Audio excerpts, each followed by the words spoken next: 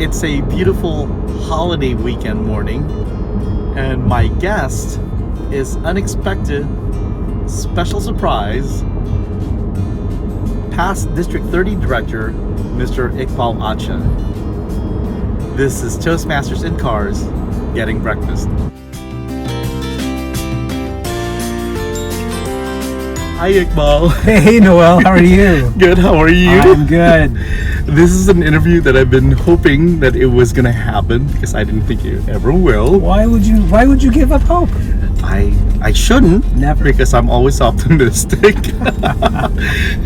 But I had not seen you in a long time. It has been a while. I'd probably say the last time you saw me was around the end of my term as district director. And I know a lot of people will be asking, where has Iqbal been? I think I've set foot in about 25 cities and maybe 3 countries since you last saw me. But yeah, it has been a while. I've actually been trying to give back to my wife and to my family. I loved being a district director, and I love all of the members of our district. But of course, with anything that you do well, you have to take time out of other areas to be fully invested. And so after my term as district director, my wife was like, I need to see you. So it was time to give back. So I took time, spent it back with Amy, back with my parents, and then my work commitment started to grow as well. So I've spent some time in Bentonville, Arkansas, San Antonio, Texas, my gosh, Atlanta, Georgia, Yes. South Carolina, even Los Angeles, just a variety of different places. So it's been very busy with work, and I've just started a new job. So I got a new director level position with Anthem, which is the parent company of Blue Cross Blue Shield. Oh, so that's the part. Okay, that one I was trying to figure out what Anthem was. And I guess you're in the same company as our current West Division Director, Lamont Boyd. He's Blue Cross Blue Shield. Yes, he is. And I'm hopeful I will be actually able to go visit him in the next couple of months. It's not my area that I support from a talent acquisition perspective, but he's still part of the company. So, Lamont, I'm coming for you. You are, it's still hard to say, not immediate past district director, but past district director. You come from a long line of wonderful past district directors that I know. Let's say, okay, we have going backwards, with Tiffany as immediate past district director, but with Ethel Goatee and Ivory Gwynn, and then we also have people that at least that I know, Michelle Cable, Marilyn Craig, Donna Weston, Joan Moore. Sure. And that's the thing, was I actually never met Donna Weston. Definitely before my time. I keep forgetting, it's only been 4 years, and these are the following people that I met. And people who attend the conference where they do the dignitary list and they say, and here's, Vic Storer, and and here's Mike Rafferty, past international director. Hi, Mike. What's up, Mike? I saw him at the convention, and I love hanging out with him. He has so much to say, and learning a lot more about the convention and who's who. He's kind of pointing things out, which is really nice. He's a great networker, and he's definitely somebody that can help introduce you to people. But he knows a lot. He's been around for a very long time, and he's very knowledgeable. I'd probably say, and this may answer your question well, if not, let me know. But one of the things that I was very deliberate in last year was part of while I was transitioning back to being more of a husband and a son, and also an employee. I was also very deliberate in making sure that my ability and my presence did not overshadow the new administration. Right? Because I know that when I became a district director, it was really important for me to feel like when I wanted, I could reach out to my peers and my predecessors and ask them for advice. At the same time, I also wanted to have the ability to be able to do things that I thought were the best for the district. And what I would say is, that was another reason why you haven't all seen me, is because, I felt that it's important that for you, Stella, and Tiffany, that you had the full reign to just run and do what you wanted to do, and that if you needed me, I was around. Yes, and I can say you were definitely there around for me. A lot of people don't know that you and I actually kept in touch. Anything from a text, or when it's a surprise call, and then I was like, you made my week. Well, I've always made myself available for anyone that wants to reach out. And of course, people still can by phone or by social media. That's totally fine. But I would say that as a past district director, most of my questions that I received from Toastmasters were about. Initially, it was like, so what are you doing now? And what are your next plans? And basically just making sure that I was doing well, life after Toastmasters, so to speak. But after that, when district executive council members would reach out, it was mostly because like, hey, I have a situation. Have you seen this before? What would you recommend? And I would say that maybe like once a week or once every other week, I would hear from someone, and that's a real testament to me when I think of like how valuable what I could give back to the district still continues to pay its dividends, because people felt that they could rely on me for some advice and some guidance. The one thing I really enjoy is your presence in social media, and I have to admit, out of a lot of district leadership, that yours is most fun. Thank you. You know how to leverage that, and I even knew that when you were my district director was because of the fact that you knew how to use Instagram to benefit the district. And then you can flip that over and you have a date with Amy, and we all know. And I think probably that was probably the first time I met your cat. Yes, Jessie is still with us. Yes, she's still very sassy and owns and rules the house. But occasionally she'll let me hug her and love her. Jeff, you heard it. The cat's still alive. But also, the one thing that I enjoyed was because of the fact that you would share stuff, which rightly so, where a lot of people learn. It's like, hey, you're traveling around here. And at the same time, the date nights with Amy is always fun. we see that. And of course, my personal favorite topic is your dad. Oh, yeah. I've got a couple of really good pictures of him over the year that I have not posted yet. They're compromising pictures for a man in his 80s. It's not NSFW. It's very suitable for social media as well. But I'm waiting for the right day to post those. He'll catch me off guard, and I'll be like, you know what, Dad? Here you go. 100%. Let the whole world know that this is what you look like behind a phoropter getting an eye exam.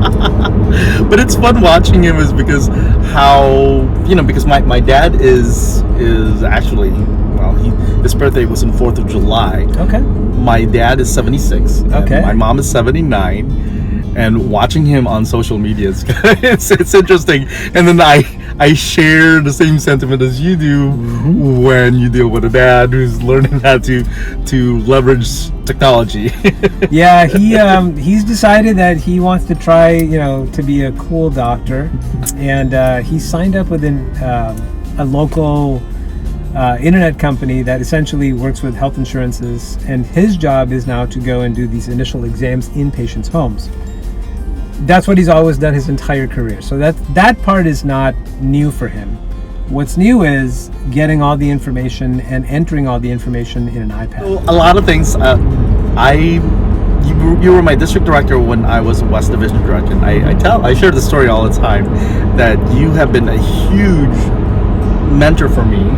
When it came to leadership, you've taught me quite a lot. The one thing that I would share with a lot of people was my 2 pathway speeches, because I've gone through one path already on mentorship, or pathway on leadership development, and the second level, one of the projects is Introduction to Pathways Mentoring, and talk about the time that you were mentored. And both times that I give that speech, 2 different speeches, and it talked about the aspects of leadership that you have pretty much taught me. I had never ever managed a group of people until I became a division director, and I laugh about the times that we can laugh about the times that we talk about. We had those midnight calls. Yes. Your wife calls me as my girlfriend. The girlfriend. It's almost as bad as the Jake from State Farm. Yes. Well, that's how it all originated from that commercial. So it's like, are you talking to your Jake tonight? Yes. I will. Thank you. And I do enjoy those talks, is because I never managed a group of people, and he taught me about the dynamics, and it's actually helped me prepare, because now that as program quality director, even last year as club growth director, was I learned how to manage and then also deal with personality, which was something that I knew I can do, the whole people watching and then learn the personalities, but applying it to something like on the leadership, it helped me out, and I can't thank you enough, because it definitely helped me out in a long way. And I talk about in my mentoring speeches was the difference between the coaching and the mentoring was you never asked me, this is what you need to do, but you would always ask me, what would you like to do? Well, I think it's important. I mean, well, let's talk a little bit about both aspects, right? One is the ability to manage others' personality, and the other is the leadership aspect. So it doesn't matter if you're like a football coach, or if you're like a cheerleader, like anything that you would ever do, even as a mom or a dad. And I think most of your audience members will, resonate with this. Like as a mom or a dad of multiple kids, like 2 or 3 of your kids, like you're constantly hearing like, "Mom, he hit me," or "Dad, like she won't give me back my this." So I think it's really important to recognize that everyone is going to have a very different personality than your own. And for the longest time, I've learned in the last maybe 15 or 20 years, and it's very true, audience members, like the older you get, the smarter you get. I don't know why that is the case. When I was young, it was like, it's my way or the highway. It just is, because I know better and you don't, and all those fun teenage, angst sort of attitudes that crept into the early 20s. But I would say that in the last maybe like 10 or 15 years, I think what's really been helpful for me to understand is talk less, listen more.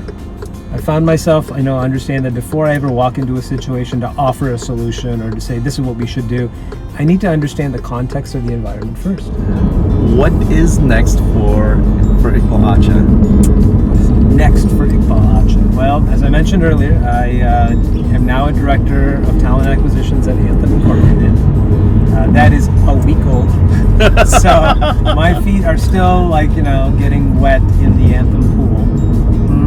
I know that I'm going to be investing a lot of time with that, but I also recognize that I'm at a point now where I can have a little bit more flexibility. So I don't really have a long-term strategy. I can tell you what I would like to be, and that is ultimately become either get into a vice presidency role or a C-suite role as a talent acquisition leader. But as it relates to Toastmasters, my goals are still, exactly what I left them at about a year ago. That is to be available for any Toastmaster leader or member that has a question, needs guidance, or just wants to talk.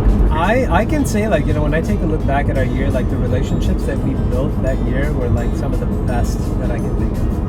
Everybody was harmonious. Everybody worked with each other. We were very happy to be very supportive of each other.